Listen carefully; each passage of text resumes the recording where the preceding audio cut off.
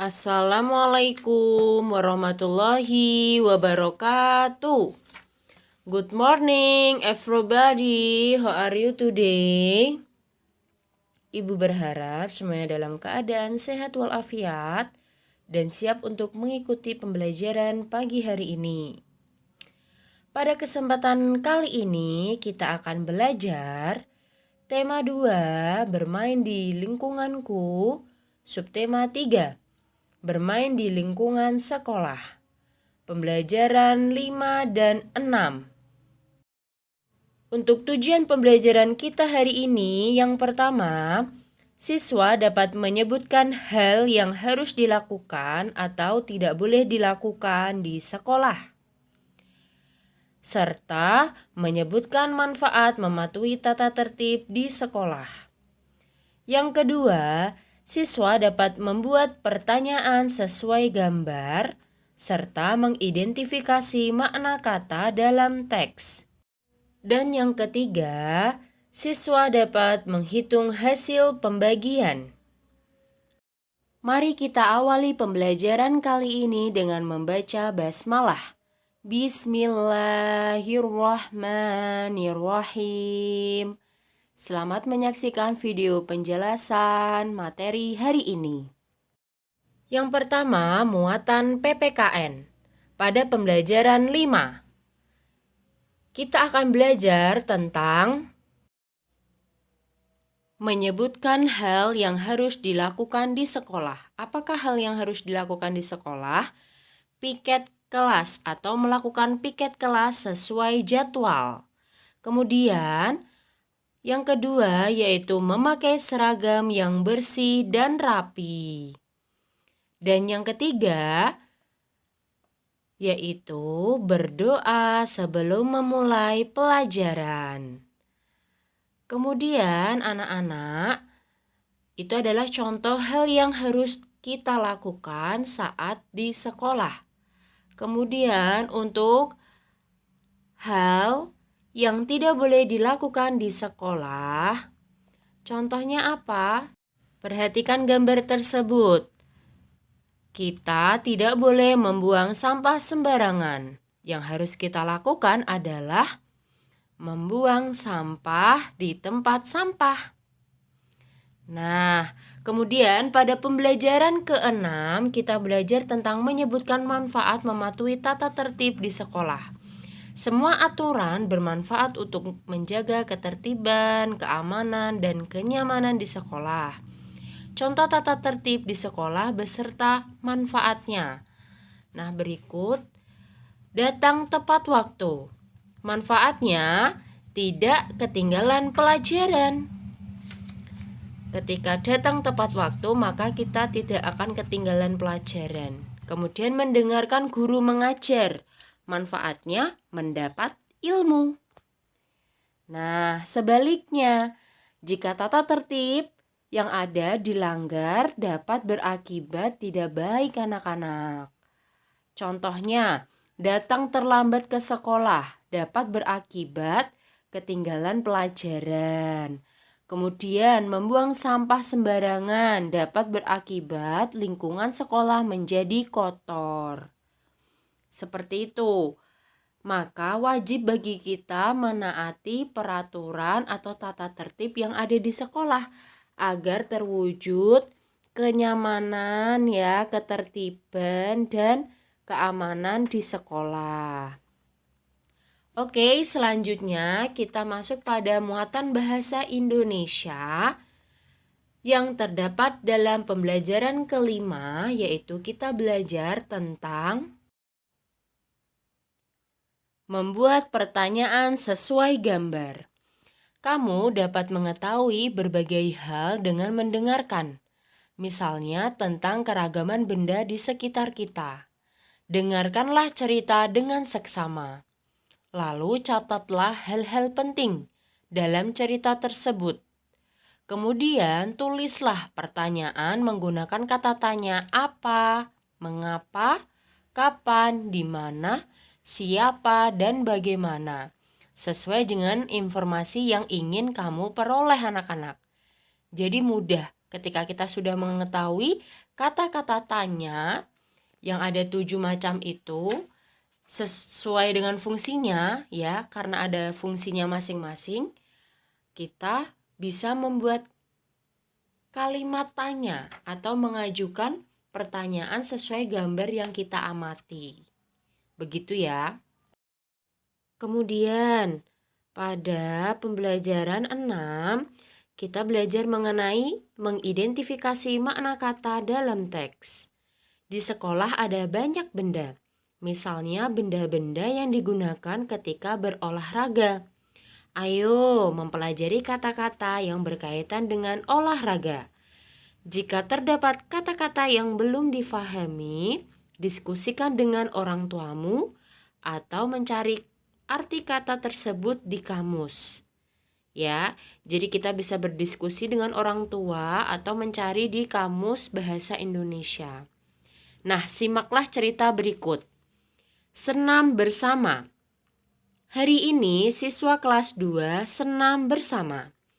Pak Guru menjadi pemimpin senam. Sebelum mulai, mereka melakukan pemanasan. Mereka sangat senang. Badan pun menjadi sehat dan bugar. Pada cerita tersebut terdapat beberapa kata yang digarisbawahi. Nah, berikut adalah makna kata yang digarisbawahi pada teks tersebut. Yang pertama, senam, artinya menggerakkan badan dengan gerakan tertentu. Yang kedua, pemanasan, artinya persiapan sebelum berlatih atau bertanding. Yang ketiga, sehat, artinya bebas dari sakit. Nah, itulah 3 kosakata yang kita temukan dari teks bacaan ya nak ya. Jadi anak-anak bisa menuliskan kosakata yang belum difahami ke dalam buku tulis kalian. Kemudian anak-anak cari tahu apakah artinya. Bisa bertanya kepada orang tua, bapak ibu guru, atau mencari di kamus bahasa Indonesia. Seperti itu ya nak ya. Oke, selanjutnya kita masuk pada muatan matematika yang terdapat pada pembelajaran 6. Yaitu kita belajar tentang menghitung hasil pembagian. Jadi kita ingat kembali sesuai dengan pembelajaran sebelum-sebelumnya bahwa pembagian berarti membagi benda menjadi beberapa kelompok sama banyak. Pembagian juga berarti melakukan pengurangan berulang hingga habis. Kali ini kita akan mempelajari kembali apa yang sudah kita pelajari sebelumnya. Lihatlah contoh soal berikut. Sebanyak 6 butir kelereng akan disimpan ke dalam 2 kotak. Berapa banyak kelereng dalam 1 kotak? Penyelesaian dengan cara pertama yaitu pengelompokan benda. 6 kelereng dikelompokkan menjadi 2 kotak ya, karena akan disimpan dalam 2 kotak. Maka 6 kelereng ini dibagi menjadi 2. Dibagi sama banyak. Hasilnya setiap kotaknya berisi 3 butir kelereng. Bisa dilihat sehingga hasil dari 6 dibagi 2 yaitu 3. Oke, selanjutnya kita menggunakan cara kedua yaitu pengurangan berulang. Caranya adalah kita kurangi 6 dengan 2 hingga diperoleh hasil 0. 6 dikurangi 2, 4. 4 dikurangi 2, 2. Dan 2 dikurangi 2 sama dengan 0. Ada 3 kali pengurangan sampai diperoleh hasilnya 0. Maka 6 dibagi 2 sama dengan 3. Karena terdapat 3 kali pengurangan sampai diperoleh hasil 0. Bisa difahami sampai sini anak-anak? Oke, selanjutnya kita masuk pada penyelesaian dengan soal yang berbeda. Dedi mempunyai 24 butir kelereng.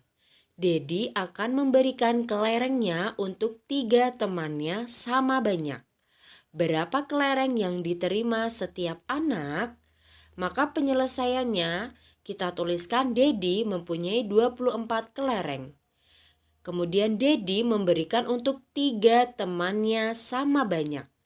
Kalimat matematikanya adalah 24 dibagi 3.